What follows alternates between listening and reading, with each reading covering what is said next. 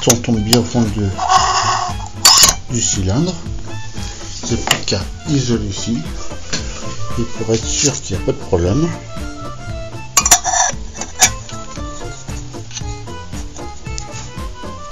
on va mettre ça. Et on va répéter le geste. Et on va lâcher le cylindre.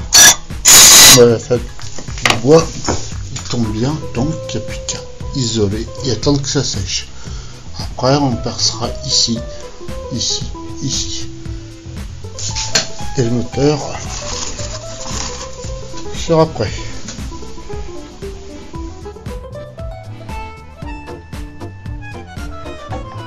Alors sur la troisième barre, on a fait un trou pour le deuxième étage et un trou en haut du troisième étage. Ensuite,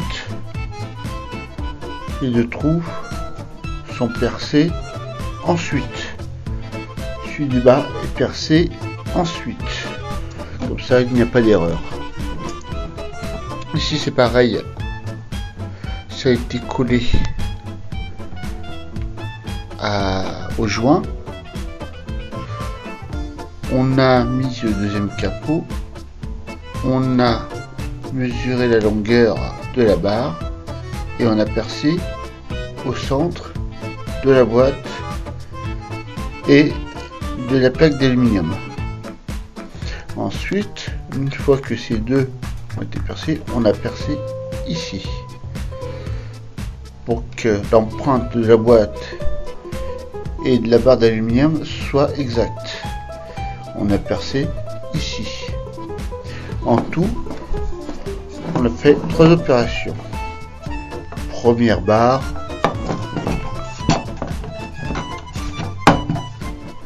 deuxième barre et troisième barre qui vient juste à l'arrière. 1, 2 et 3. Bon. On va boucher le tube. Non, on va pas boucher le tube. Voilà, on a mis de la graisse. On a mis de la graisse au centre. On a mis de la colle. Maintenant, il faut coller très vite. Ça c'est mauvais, il faut le mettre sur le balcon pour que ça sèche. Alors on trace le dé. On regarde. Le dé, le dé, le dé, le dé, le dé, les dés, les dés, les dés. Dé, il est là. Donc, c'est ce côté-là. On va l'encastrer et le coller tout de suite. Donc ça sèche. Dernière fois, après on ne le verra plus. Bien, avec les trous, non, ça ne passe pas.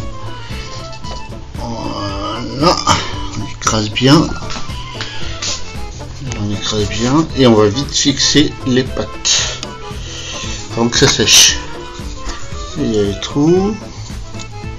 Ok. Ok. Et après, ma boîte, le deuxième étage est collé. Premier étage collé, deuxième collage avec la liaison du deuxième étage et du troisième. Mettre une languette, voilà, qui va maintenir le troisième étage et qui va pouvoir soutenir la fixation du mécanisme qui va permettre du CD, enfin de la roue. Donc j'ai pris une équerre. Je vais couper ici.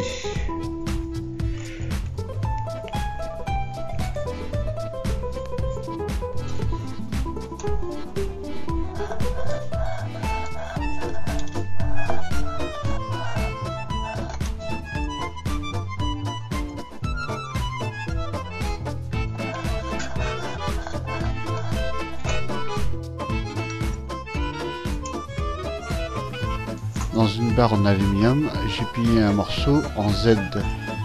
Celui-ci sera fixé au troisième étage et permettra de fixer le système du roulement de la roue.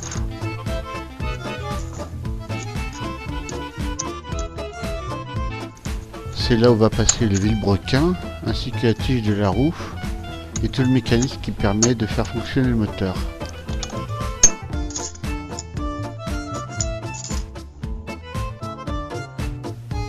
En haut de chaque barre en aluminium, j'ai percé un trou de 4 mm pour passer une tige, un rayon de vélo, qui permettra de supporter la roue et le vilebrequin.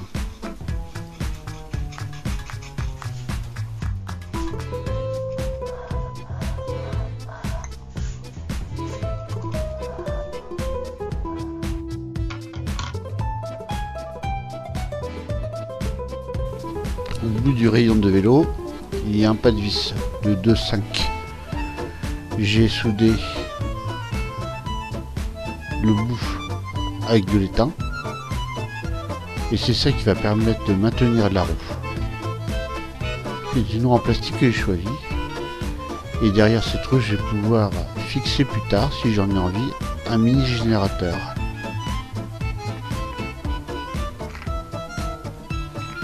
L'avantage de ce système, c'est que je peux mettre une vis de pas de 3 dans l'écrou. Celui-ci sera fixé à la tige horizontale au-dessus du moteur Stirling, entre les deux barres d'aluminium et attaché au vilebrequin.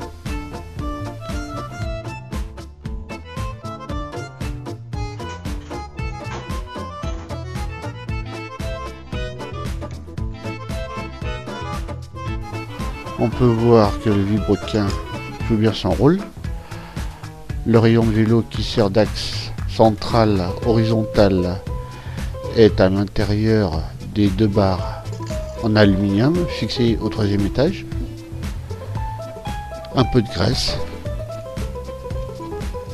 Et je vois que la roue tourne librement. Derrière, j'ai mis un autre écrou et une autre visserie du pas de 3. C'est pour pouvoir, comme j'ai dit avant, installer un mini générateur. Si la vis soudée sur le rayon de vélo n'est pas assez longue, on peut toujours mettre une petite rallonge.